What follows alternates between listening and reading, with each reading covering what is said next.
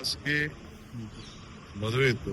ಅಲ್ಲ ಸರ್ ನನ್ನ friend Poona friend Vilasrao Deshmukh ಶಿಷ್ಯ ಬಂದಿದ್ದೆ.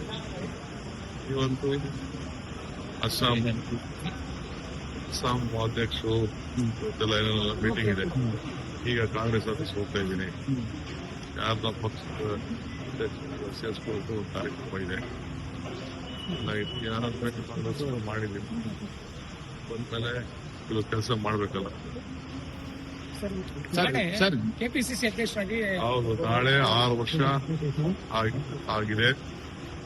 ಅದು ಪ್ರಯುಕ್ತ ನಮ್ಮೆಲ್ಲ MLAಗಳು ಯಾರ್ಯಾರು ಗೆದ್ದಿದ್ದಾರೆ, MLCಗಳು ಅವ್ರಿಗೆಲ್ಲ ಊಟ ಕೊಡ್ತಾ ಇದ್ದೀನಿ.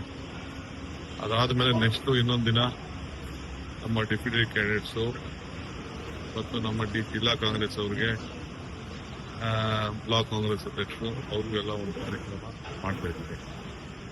ಫಸ್ಟ್ ಅಸೆಂಬ್ಲಿ ನಡೀತಾ ಇರೋದ್ರಿಂದ ಹೈಕಮಾಂಡ್ ಭೇಟಿ ಮಾಡ್ತೀರಾ ಸರ್? ಹೈಕಮಾಂಡ್ ಭೇಟಿ ಮಾಡ್ತಿರೋದ್ರಿಂದ ಅಲ್ಲ, ಬಂದ್ಮೇಲೆ ನಾವ್ ಯಾರು ಏನ್ ಭೇಟಿ ಮಾಡ್ಬೇಕು ಮಾಡ್ತೀವಿ. ಅದೆಲ್ಲ ನಾನು ಹೇಳಕ್ಕಾಗ್ತದ ಪಬ್ಲಿಕಲ್ಲಿ. ನೀವ್ ಹೇಳ್ತೀರಾ DK ಹೋಗಿದ್ರು, ಅಪಾಯಿಂಟ್ಮೆಂಟ್ ಕೊಟ್ಟಿಲ್ಲ, ಕಾಯ್ಕೊಂಡು ಕೂತಿದ್ದಾರೆ ಅಂತ. ಹಂಗೆ ಕಾಯ್ಕೊಂಡು ಕೂತಿದ್ದಾರೆ ಸರ್. ನೀವು ಖಾಸಗಿ ಕಾರ್ಯಕ್ರಮ ಅಂದ್ರೂ DK ಶಿವಕುಮಾರ್ ಡೆಲ್ಲಿ ಭೇಟಿ ಕೊಡ್ತಿದ್ದಾರೆ ಅಂದ್ರೆ ರಾಜಕೀಯದಲ್ಲಿ ಒಂದಿಷ್ಟು ವಿಭಿನ್ನವಾದಂತ ಚರ್ಚೆಗಳು. ವಿಭಿನ್ನ ಚರ್ಚೆನೂ ಬೇಡ. ನಾಳೆಲ್ಲ ಊಟ ಇದೆ, ಆಯ್ತಾ. ನಾಳಿದ್ದು CLP ಇದೆ. ಈಗ 4 ಗಂಟೆಗೆ ಬಜೆಟ್ ಯಾವ ರೀತಿ ಪ್ರೆಸೆಂಟ್ ಮಾಡಬೇಕು ಅಂತ ನಮ್ಮ ಸ್ಪೀಕರ್ ಸಾಹೇಬ್, ಕೌನ್ಸಿಲ್ ಸಾಹೇಬ್ ಎಲ್ಲ ಹೇಳ್ಕೊಡ್ತಿದ್ದಾರೆ ಬೆಂಗಳೂರಲ್ಲಿ ಕಾರ್ಯಕ್ರಮ. ಸರ್, ಅಸ್ಸಾಂಗೆ ಈಗಾಗಲೇ 43 ಕ್ಯಾಂಡಿಡೇಟ್ ಇವತ್ತು ಇನ್ನೊಂದು ಸ್ಕ್ರೀನಿಂಗ್ ಕಮಿಟಿ ಇದೆ. ಈಗ ತಾವು ಸ್ಕ್ರೀನಿಂಗ್ ಕಮಿಟಿ ಸಭೆಗೆ ಹೋಗ್ತಾರೆ. ನಾನು ಸ್ಕ್ರೀನಿಂಗ್ ಕಮಿಟಿ ಆನಿಲ್ಲ.